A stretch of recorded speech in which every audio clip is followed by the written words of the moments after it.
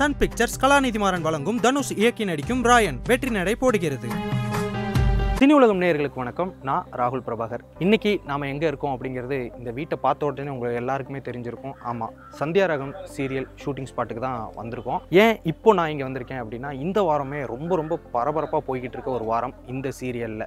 அதாவது வந்துட்டு சுயமரியாதை தான் நம் சீர். அதாவது வந்துட்டு காலங்காலமாகவே இந்த வரதட்சணை அப்படின்னு கொடுக்கறதுங்கிறது ரொம்ப தப்பு. அதனால இனிமேலும் இந்த வரதட்சணையெல்லாம் கொடுக்கலாமா அப்படிங்கிற மாதிரி மாயா அவர்கள் ஒரு கேள்வி எழுப்பியிருக்காங்க இந்த வாரம் எபிசோட்ஸில். ஸோ அதற்கு அகைன்ஸ்டாக, அதாவது இந்த வரதட்சணைக்கு அகைன்ஸ்டாக தான் இந்த வாரம் எபிசோட்ஸ் ஃபுல்லாக போகவே போகுது.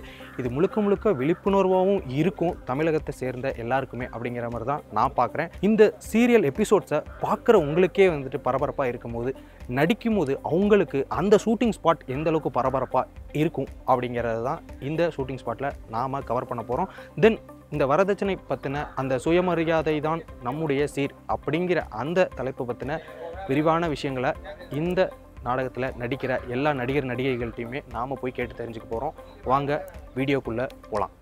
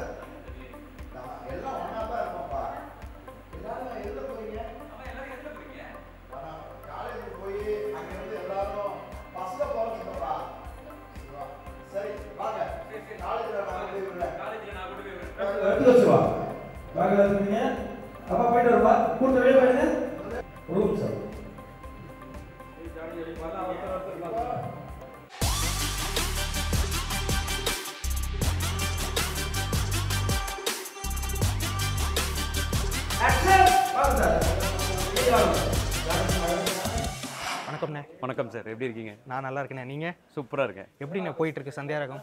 ரொம்ப நல்லா இருக்கு, இன்ட்ரெஸ்டிங்காக போயிட்டுருக்கு. ஓகே. மக்கள் மத்தியில் வந்து நல்ல ரீச் ஓவரில் போயிட்டுருக்கு. ஓகே. ஆனால் உங்களோட கேரக்டர் எப்படி பேசப்பட்டு இருக்கு வெளியில்? நீங்கள் அதை பார்ப்பீங்களா? கண்டிப்பாக நான் பார்ப்பேன். மக்கள் வந்து வெளியில் போகும்போது ஒரு வீட்லேயும் இப்படி ஒரு தம்பி, இப்போ எப்படின்னா நாட்டாமை படத்தில் வந்து என்னதான் சரத்குமார் சார், பெரிய சரத்குமார் சார் இருந்தாலும் அவர் சொல்கிறது எல்லாத்தையும் செய்கிறது வந்து பசுபதி தான். ஆமாம், எட்ரா பசுபதி போட்டோம் அப்படின்னு அந்த பசுபதி தான் நான் இதில். ஸோ அண்ணன் வந்து ராமன்னா, நான் வந்து லக்ஷ்மணன். என்னை பார்க்குறவங்க எல்லாரும் என்ன சொல்கிறாங்கன்னா, ஒரு தம்பி இல்லாதவங்க எல்லாருமே என்னை பார்க்கும்போது இப்படி ஒரு தம்பி எங்கள் வீட்டில் இல்லையே, அதாவது நாங்கள் நினச்சதை செயல்படுத்துகிற மாதிரியான ஒரு தம்பி ஒருத்தன் என்கிட்ட இல்லையேன்னு சொல்லி அவங்கெல்லாம் சொல்கிறாங்க. இந்த பொண்ணுங்க, இந்த ஹீரோயின் பொண்ணுங்க எல்லாருமே கியூட்டா சித்தப்பா அப்படின்னு சொல்லி அவங்க என்ன நினைக்கிறாங்களோ அதை வந்து இம்மீடியட்டா செய்யற ஒரு கோவக்கார சித்தப்பா. ஓகே. அந்த மாதிரி ஒரு கேரக்டரா நம்மளுக்கு இதில் கொடுத்துருக்காங்க. ஓகேண்ணே. ஆனால் இப்போ சீரியல் எந்த அளவுக்கு சீரியஸாக போனாலும் சரி, ஃபன்னாக போயிட்டு இருந்தாலும் சரி, சோகமாக போனாலும் சரி, எப்போதுமே உங்களோட ரீல்ஸ் மட்டும் ஸ்டாப்பே ஆக மாட்டேங்குது இன்ஸ்டால.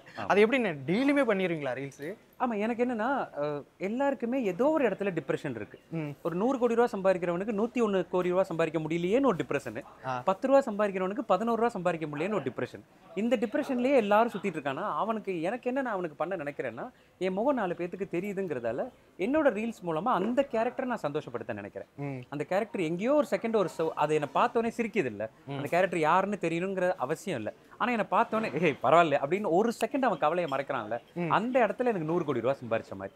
அதெல்லாம் என்ன பண்றேன், இப்போ இந்த சட்டை போடுறேன்னா இந்த சட்டையை வந்து ஒரு சீன் நடிக்க போறேன், இந்த சட்டையில 4 ரீல்ஸ் பண்ணிடுவேன். ஸோ என் கூட பண்ற என்னோட இந்த சீரியல்ல என்ன ஆயிடுச்சுன்னா, என்னோட அண்ணி, என்னோட அக்கா, என்னோட ஒய்ஃப், நிறைய லேடிஸ் கேரக்டர் இருக்கிறதால அவங்களே டெய்லி ஒரு ரீலை செலக்ட் பண்ணிட்டு வந்துருவாங்க. ஸோ அவங்க ஒரு புடவைக்கு ஒரு ரீலு, நான் சட்டைக்கு ஒரு ரீலு. இந்த புடவைக்கு ஒரு ரீல்ல காம்பினேஷன் என்ன ஆயிடுதுன்னா, ஒரு புடவைக்கு இந்த சட்டை 6 தடவை போயிட்டு வரதால 6 ரீல் ஆயிடுது. அது அவுட்ல பார்க்கும்போது ரீல்ஸா வந்துட்டு. ஓகே ஓகேண்ணே. ஆனா இப்போ பரபரப்பா நிறைய விஷயங்கள் போயிட்டு இருக்கு. வரதட்சணைக்கு அகைன்ஸ்டா நிறைய படங்கள்ல நம்ம பார்த்துருப்போம். பட் முதல்ல சீரியல்ல இந்த ஒரு விஷயம் எல்லா குடும்பத்தாருக்குமே இது போய் சேரும் அப்படிங்கிறதுல நாங்க நம்புறோம். நீங்க இந்த விஷயத்தை எப்படி நான் பாக்குறீங்க? வரதட்சணை வாங்குறது ரொம்ப ரொம்ப கேவலமான விஷயம். சத்தியமா லதா கிட்ட நான் வாங்கல, அதை நான் இப்ப சொல்லிடுறேன் ஸ்ட்ராங்கா. ஏன்னா அதை நான் ஓப்பனா என்னால சொல்ல முடியும். அது ரொம்ப ரொம்ப ஒரு தவறான ஒரு விஷயம். அது வந்து முதல்ல அன்பளிப்புன்னு நாங்க என்னதான் அது கண் துடைப்பா மறைச்சு கொடுத்தாலும் அது ரொம்ப கேவலமான ஒரு விஷயம் தான். ஏதாவது ரொம்ப மாப்பிள்ளைக்கு ஒரு கஷ்டங்கள் வருது, தவிர்க்க முடியாத ஒரு பிரச்சனை வருதுங்கும் போது கொடுத்து உதவுதல், திருப்பி வாங்குதல்ங்கிற பேர்ல பண்ணிக்கிட்டா ஓகே. ஆனா அதை கமாண்டா இது கொடுத்தாதான் இதுன்னு சொல்றதும், அது கொடுக்காததால திருமணமாகி வர பெண்களை வந்து துன்புறுத்துறதும் இன்னைக்கும் நிறைய ஆண்கள் பண்ணிட்டு இருக்கிற ஒரு தவறு. அதை தயவு செஞ்சு எல்லாரும் மாத்திக்கணும் அப்படிங்கிறது ஒரு சின்ன ஒரு இது. பட் என்னதான் நம்ம வந்து இப்படி இன்டர்வியூல சொன்னாலும் ஒரு கதையில சொல்லும் போது அது வந்து இன்னும் ஷார்ப்பா ரீச் ஆகும். அதை தான் நாங்கள் சந்தியா ராகத்தில் இப்போ பண்ண போகிறோம். அடுத்து வர எபிசோட்ஸ் பார்க்குறவங்க எல்லாருக்குமே என்னடா இப்படி ஒரு விஷயத்தை கொண்டு வந்து வச்சிருக்காங்க அப்படிங்கிறத வந்து ரொம்ப அழகாக சீன் பை சீன் பிரித்து ஒரு குத்தலாகவும் சொல்லியிருக்கோம், மறைமுகமாகவும் சொல்லியிருக்கோம், ரொம்ப பாலிஷ்டாகவும் சொல்லியிருக்கோம். ஸோ இதை பார்க்கும் ஆண்கள் வந்து இதுக்கப்புறம் வாங்கணும்னு கேட்குறாங்கல்ல சபையில், அப்போ அந்த வாய்ஸ் வந்து கொஞ்சம் கம்மியாகும். சீரியலில் சொன்னாங்கல்ல, நம்மளை டைரெக்டாக அசிங்கப்படுத்தினாங்கல்ல, இப்போ நம்மளும் சப்போஸ் வரதட்சணை கேட்டால் நம்மளும் அந்த ரகத்தில் சேர்ந்துருவோம்லன்னு அவனுக்கு உள்ள குத்தும் பாருங்க. அதுவே எங்கள் கான்செப்ட் கிடைச்ச பெரிய வெற்றி. ஆனால் இப்போ இந்த காலத்துலையுமே நிறைய பேர் வரதட்சணை கேட்குறாங்க. அப்படி இருக்கும்போது இந்த சமயத்தில் இதை வாய்ஸ் அவுட் பண்ணுறதுங்கிறது ஒரு நார்மலான விஷயம். இவ்வளோ வருஷங்களுக்கு முன்னாடி நீங்கள் கல்யாணம் பண்ணும்போது நீங்கள் வரதட்சணை வாங்கலைன்னா அந்த சமயத்துலேயே எப்படி உங்களுக்கு அந்த ஐடியா? எனக்கு அந்த பொண்ணே கோல்டுங்க, அதுக்கு மேலே இருக்குங்க கோல்டு. அதுவே ஒரு 65 கிலோ கோல்டாக வந்துச்சு. ஸோ அதுவே ஃபுல் கோல்டாக வந்ததால் அதை விட பெருசாக ஒன்றும் வரதட்சணை வாங்கணுன்னோ இல்லை ஏதாவது தேவை பண்ணணுன்னோ தோணலை. எப்படி அதே பிட்டை மெயின்டைன் பண்ணுறேன் பார்த்தீங்களா?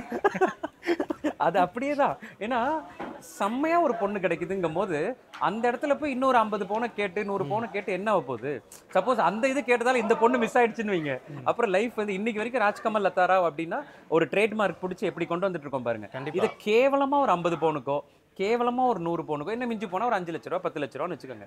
இதுக்காக நினைச்சு அவங்க அப்பா அந்த பொண்ணை கொடுக்காம இருந்தாருன்னு வைங்களேன், இன்னைக்கு வந்து அதுக்கப்புறம் ஏதோ ஒரு கிரிஜாவோ வடஜாவோ கட்டி அது 1008 பஞ்சாயத்தாயி அப்புறம் டைவர்ஸ் கிவர்ஸ்ன்னு ஆகி அதெல்லாம் இல்லாம இன்னைக்கு வரைக்கும் அதுவே பெரிய பொக்கிஷமா இருக்கிறதால அந்த பொக்கிஷத்துக்கு வரதட்சணை வாங்கணும்னு தோணலைங்க. கண்டிப்பாண்ணே. ஆனால் நிறைய விஷயங்கள் பகிர்ந்துக்கிட்டீங்க. Thank you so much. And shoot ஆரம்பிக்க போகுதுன்னு நினைக்கிறேன். ரொம்ப சந்தோஷம். நம்மளும் சினி உலகம் வந்து நான் ரொம்ப அழகா ஃபாலோ பண்ற ஒரு பியூட்டிஃபுல்லான டீம். நீங்களும் வந்து ரொம்ப அழகா அந்த ஆங்கரோட வேலையை விட்டுட்டு அந்த கண்டென்ட்டுக்குள்ள டிராவல் பண்ணும்போது நான் உங்களுக்கு ரொம்ப என்ஜாய் பண்ணி பார்ப்பேன். தேங்க்யூ. உங்களுக்கு என்ன தேவையோ அதை வாங்காம நீங்க விட மாட்டீங்க இந்த செலிபிரிட்டிட்ட இருந்தோ. ஸோ அதை வந்து ரொம்ப சிறப்பாக செஞ்சுட்டு இருக்கீங்க. சினி உலகம் டீம் வந்து இவ்வளோ ப்ரமோட் பண்றதுக்கு, எங்க சந்தியா ராகத்தை ப்ரமோட் பண்றதுக்கு சினி உலகத்தில் சேர்ந்தவங்க எல்லாருக்கும் நன்றி. Thank you so much. Thank you. Sun Pictures Kalanithi Maran வழங்கும் தனுஷ் இயக்கி நடிக்கும் ராயன் வெற்றி நடை போடுகிறது.